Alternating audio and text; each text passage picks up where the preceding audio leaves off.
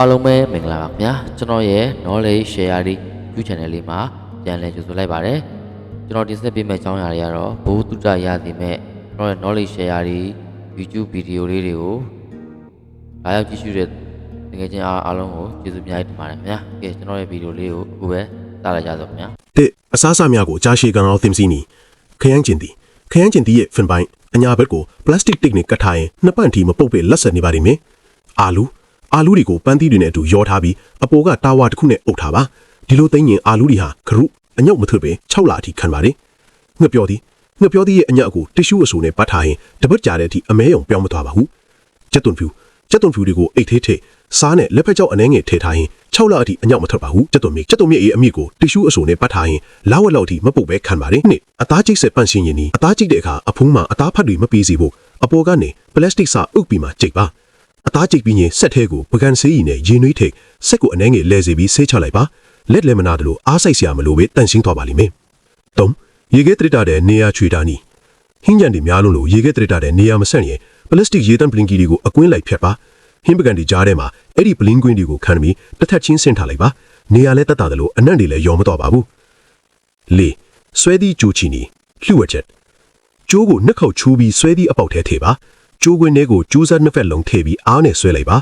ဒါဟာကြောက်မြက်ရတနာဆိုင်ရှင်တွေဘယ်တော့မှမပြောပြတဲ့ဆွဲသီးချီနီပဲဖြစ်ပါရဲ့နားတဲ့အကောင်ဝင်လင်းနားတဲ့ကိုပိုးကောင်ဝင်သွားရင်အရင်ဆုံးမီးတွေကိုပိတ်လိုက်ပါပြီးမှဓာတ်မီးနဲ့တင့်နားတဲ့ကိုထိုးပြလိုက်ပါပိုးကောင်ကအလင်းရောင်ရှိရာကိုဥတီပြီးအပြင်ကိုပြန်ထွက်လာပါလိမ့်မယ်6ကွိုက်ခဲနာခြင်းမို့အတွက်စေးနီနွေကြိုရွက်တဆုပ်နဲ့ရှာလကာရေဟောင်းတလုံးပြင်ဆင်ပါအိုးထဲမှာနွေကြိုရွက်ဂျင်းပြငရွက်ကောင်းစိတ်နဲ့ရေထည့်ပြီးမီးအေးနဲ့15မိနစ်ပြုတ်ပါပြီးရင်ရှာလကာရေလောင်းထည့်ပြီး3မိနစ်ထပ်ပြုတ်ပါမီးပိန်နောက်အရက်ဖြူအနှဲငယ်ထက်တာဝါကိုအဲ့ဒီအရည်ထဲစိန်ပြီးနာကျင်တဲ့နေရာမှာကပ်ပေးပါမုံလာဥဖြူတိမ်စီနီမုံလာဥရဲ့ထိတ်နှစ်ဖက်ကိုဖြတ်ရေထဲမှာရှာလကာရေနဲ့စားတစုံထည့်ပြီးမုံလာဥထိတ်ကို9မိနစ်ခန့်စိန်ပါပြီးရင်ပလတ်စတစ်အိတ်နဲ့လုံအောင်ပိတ်ထားပါဒီနည်းကမုံလာဥကိုနောက်နှစ်ຫນွေဦးချီကြွက်ရွက်နေစေပါလိမ့်ပိုးဟတ်နဲ့ပိုးကောင်များနှိမ့်နေနီးဆေးလိတ်တို့တွေကိုရေထဲမှာ2နာရီကြာစိန်ထားပါအဲ့ဒီရေကိုရေနုမြောင်းကြီးလောင်းထဲလိုက်ရင်မြောင်းထဲကပိုးကောင်ဦးတွေကိုတေးစေပြီးပိုးဟတ်နဲ့ပိုးကောင်တွေထပ်မထွက်လာတော့ပါဘူးကားမှုချင်းအထိုင်နီလန်တစ်ခုပတ်တီးပေါ်မှာဆေးစီအဆက်အနှင်းငယ်ချပြီးဘဲဘက်လက်ကဝိတ်ရဲ့အလဲတဲထဲမှာကတ်ထားပါဘလူရန်မျိုးစီကားမှုမှမဟုတ်တော့ပါဘူးကားမှုချင်းအထိုင်နီလန်တစ်ခုလိမ္မော်တီခွေကိုပတ်တီးပေါ်တင်ပြီးဘဲဘက်လက်ကဝိတ်အလဲမှာကတ်ထားပါဒါကလည်းကားမှုချင်းကိုအထစ်အယုတ်ဆုံးကာကွယ်ပေးနိုင်တဲ့နီလန်ကောင်တစ်ခုဖြစ်ပါတယ်ဒီအဝက်လန်နီလန်ကောင်းလေးတွေကိုကြည့်ထားလိုက်ပါတိထားရင်တဲ့အတွက်တကယ်ကိုအကျိုးရှိစေမှာမို့မမေ့အောင်မှတ်ထားကြဆိုနော်ပထမဆုံးအတွင်းကန်တွေကိုလှမ်းတဲ့အခါအောက်ဘက်ကနေညှက်ပြီးလှမ်းနေပြီသလားအဲ့ဒီလိုလှမ်းရင်ရေနဲ့ဆက်ပြမုံအကျွင်းအကြံကအောက်ခြေမှာစုသွားပြီးကြာလာရင်အဝက်အစားကမာတောင့်တောင့်ကြည့်ဖြစ်ပြီးဝါလာတတ်ပါတယ်နောက်တစ်ချက်ကတော့ခေါင်းဆွဲပါတဲ့အင်ဂျီတွေကိုလှမ်းတဲ့အခါအင်ဂျီကိုထဲက6ပေမဲ့ခေါင်းဆွဲကစိုးနေတတ်ပါတယ်အဲ့ဒီအခါချိတ်နှစ်ခုကိုတုံးကြည့်ပါတစ်ခုကခေါင်းဆွဲကိုချိတ်ထားပြီးနောက်တစ်ခုကအင်ဂျီကိုချိတ်လှမ်းလိုက်ရင်ပို့ပြီးမြန်မြန်ခြောက်သွားပါလိမ့်မယ်လေပြင်းတိုက်ရင်အဝတ်တွေပြုတ်မကြအောင်လဲအင်ဂျီထဲကိုချိတ်နှစ်ခုထည့်ပြီးလှမ်းကြည့်ပါဒါဆိုရင်ဘလောက်ပဲလေတိုက်လုံးဝပြုတ်ကြမှာမဟုတ်တော့ပါဘူးအင်ဂျီတွေကိုပုံမှန်အတိုင်းချိတ်ရင်ပခုံးနေရာတွေဖောင်းထွက်ပြီးပုံပြတ်သွားတတ်ပါတယ်ဒါကိုကာကွယ်ဖို့ချိတ်ကိုအလေမှာထားလက်နှစ်ဖက်ကိုချိတ်ပေါ်ကနေခောက်တင်ပြီးမှလမ်းပါဒါဆိုရင်အင်ဂျီတွေတွန့်တာဆွဲဆန့်တူလို့ချက်တာမျိုးမဖြစ်တော့ပါဘူးဘောင်းဘီတွေကိုလည်းပုံပြတ်မသွားအောင်ချိတ်ကိုဘောင်းဘီအက်ကတ်ထဲထည့်ပြီးလှမ်းပေးလို့ရပါတယ်ရေချိုးတုပ်ပဝါတွေလင်းလင်းမြန်မြန်6ချင်ရတော့နီးလန်းလေးတစ်ခုရှိပါတယ်ချိတ်ကိုအပြားလိုက်ထားပြီးနောက်ထပ်ချိတ်တစ်ခုနဲ့ထပ်တွဲလိုက်ပါလေဝင်လေထွက်ပိုကောင်းသွားတဲ့အတွက်ခဏလေးနဲ့ခြောက်သွားပါလိမ့်မယ်ပလတ်စတစ်ပလင်းကိုကွင်းလေးတွေထိအောင်ဖြတ်ပြီးအဝက်ချိတ်မှာဆွတ်လိုက်ရင်ခြေအိတ်အများကြီးကိုတပြိုင်နက်တည်းလှမ်းလို့ရတဲ့အထိုင်လေးရလာမှာပါဖနက်တွေကိုပုံမှန်အတိုင်းထားရင်ရေတန်ပြီး6ထိုးကြတတ်ပါတယ်ချိတ်နှစ်ခုကိုရှက်ပြီးဖနက်ကိုဇောက်ထိုးချိတ်လှမ်းလိုက်ပါရေတွေမြန်မြန်စစ်သွားပါလိမ့်မယ်ခေါင်းအုံနှမ်းကိုအတွက်ဆိုရင်တော့ချိတ်နှစ်ခုကိုဇစ်ကျိုးနဲ့ချီးပြီးဘေးကိုဆွဲကားလိုက်ပါအဲ့ဒီအလဲမှာခေါင်းအုံကိုညှက်ပြီးလှမ်းလိုက်ရုံပါပဲတကယ်ကိုလွယ်ကူသွားပါလိမ့်မယ်နောက်ဆုံးအနေနဲ့အိယာခင်းနေလှမ်းရလဲသတိကန်ပုံစံအလွှာလိုက်လှမ်းပေးတာကလေဝင်လေထွက်ကောင်းစေပြီးပိုမြန်မြန်ခြောက်စေပါတယ်ဒီနီးလန်းလေးတွေကိုအသုံးပြုပြီးအဝတ်လှမ်းရတာကိုပိုမိုလွယ်ကူအောင်လုပ်လိုက်ကြရအောင်ဗျာနေ့စဉ်ဘဝမှာကြုံတွေ့ရတဲ့အခက်အခဲလေးတွေကိုမကြောက်ပါနဲ့အလွယ်တကူထွေရှင်းနိုင်မဲ့နီးလန်းတွေကိုကျွန်တော်သင်ပေးပါမယ်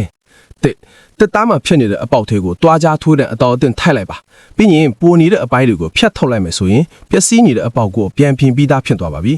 နှစ်ပလင်းအဖုံကိုမီးချင်းတဲ့အရေးပြောအောင်ပူပေးပါအဲ့ဒီနောက်အရေးပြောနေတဲ့အဖုံသားကိုတုံးပြီးပျက်စီးနေတဲ့လျှက်စစ်ဝိုင်ယာကြိုးတွေကိုပြန်လဲဖားထင်းနိုင်ပါတယ်စုံရေပိုက်ပေါက်နေတာကိုပိတ်ချင်ရင်ပိုက်ထဲကိုပူပေါင်းတစ်လုံးထည့်လိုက်ပါပြီးရင်ပူပေါင်းကိုလေမှုန့်သွင်းလိုက်မှဆိုရင်တော့ရေထွက်မလာအောင်ပိတ်ထားနိုင်မှာဖြစ်ပါတယ်၄ပူနေတဲ့ဝက်ဦးကောင်းကိုပလင်းအဖုံပေါ်တင်ပြီး6000ပုံစံအပေါက်လေးချွေအောင်အရေးပြောစေပါပြီးရင်ရေနဲ့ချက်ချင်းအေးခံလိုက်မှဆိုရင်တော့ဝက်ဦးတွေကိုကြက်လို့ရတဲ့လက်သုံးကိရိယာတစ်ခုရလာပါလိမ့်မယ်ငါတန်ကြီးတဲ့နေတဲ့ကတ်ကြီးတွေကိုဒီတိုင်းစီမထည့်ပါနဲ့ပလဲအဖုံကိုမီးချင်းတဲ့အပူပိတ်တွားကြားထိုးတာနဲ့ထိုးထုတ်ပြီးထိတ်ချွန်လေးလွတ်လိုက်ပါအဲ့ဒီထိတ်ဖျားကိုချက်လိုက်ရုံနဲ့အဆက်ချစီဘူးနီးတဘူးရပါပြီ6ဆက်ဖြာရည်ဘူးအလောင်းလေးကိုလွှဲမဖြစ်ပါနဲ့အပေါ်ကဖိတဲ့ခေါင်းလေးကိုဖြုတ်ပြီးတကားနောက်ကနေရန်မှာကတ်ထားလိုက်မယ်ဆိုရင်တကားဆောင်လို့နေရန်ပျက်စီးတာကိုကာကွယ်ပေးနိုင်ပါတယ်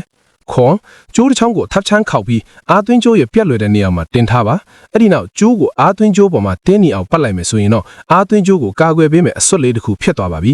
အရှစ်တာယာကွင်းအပိုင်းစားလေးကိုပလင်းဝမှာဆွတ်ပါပြီးရင်ပလင်းအလွတ်ရဲ့အပေါ်ပိုင်းအချမ်းကိုထပ်ဆွတ်ပြီးမီးမုံဆက်နဲ့အပူပေးလိုက်ပါဒါဆိုရင်ကျုံသွားပြီးမြဲမြံသွားတဲ့အတွက်စီဘူးအဖုံကိုပြန်ပြင်းပြီးသားဖြစ်သွားပါလိမ့်မယ်ဒီလက်တွေ့ကြတဲ့နီလန်းလေးတွေကိုမှတ်သားထားလိုက်ပြီလား တင်းအိမ်ထဲမှာတင်တန်ဖိုးရှိတဲ့ယတနာတွေအများကြီးရှိနေတာပါမယုံဘူးဆိုရင်ဆက်ကြည့်လိုက်ပါအောင်အသားကပေါင်းပြီးအဟောင်းကိုအလဲကနေခောက်ပြီးခွစ်စုံနေရာကိုညှက်ထုတ်လိုက်ပါဒါဆိုရင်လှပရဲ့ပခုံးပေါ်အင်ဂျီတစ်ထည်ရသွားပါပြီနှစ်အမျိုးသားဝစ်အတွင်းကန်အသစ်ရဲ့အောက်ခြေကိုညှက်ထုတ်လိုက်ပါဒါဆိုရင်ဖုံးပါထဲလို့ရတဲ့စတိုင်ကြောရဲ့အားကစားဝစ်လက်ဖြတ်အင်ဂျီတစ်ထည်ဖြစ်သွားပါပြီယူရှင်းပြီးအရန်လက်တွေ့ကြပါတယ်